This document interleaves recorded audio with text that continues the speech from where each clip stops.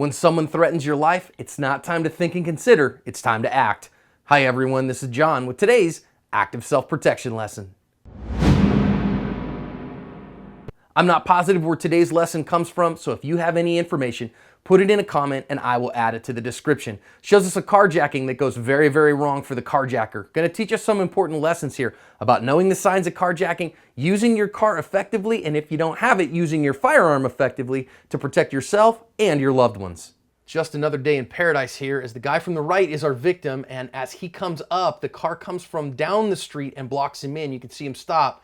Now the doors are going to swing open and multiple guys are getting out. This is a very common carjacking scenario, except for the good guy inside the car is armed, and he pops that first guy, and the second guy is back in the car and the driver is off and running. And now our victim, our intended victim, is out taking follow-up actions, figuring out who is where. You notice that he looked around there, driving off down the street, make sure those guys are leaving. And now I'm going to speed it up a little bit, and he's going to take some follow-up actions. Looks like he's trying to get on the phone and figure out some police presence here and get him some help.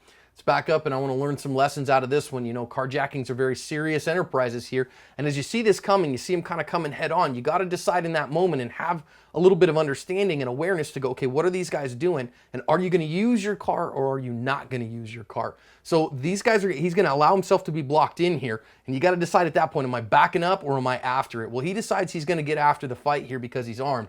And you notice that two guys get out here. You can see both of the bad guys getting out of the car, and our good guys also got his door open. You know, we say if you're not going to use the car, get away from it. It's a coffin if you're stuck in that car because you can't move. So instead, he opens that door like he's going to get out of it, and he does get out of that car and start taking follow-up actions. Now, if you notice here, our bad guy who's down is not completely out of the fight yet. He still has a little bit of life left in him, so you got to watch out for that. But notice how the good guy here is looking around. You see him, he's not just focusing on the threat that's right in front of him. He's looking around for what's to the side. You see it right there and behind him, which is great, fantastic awareness.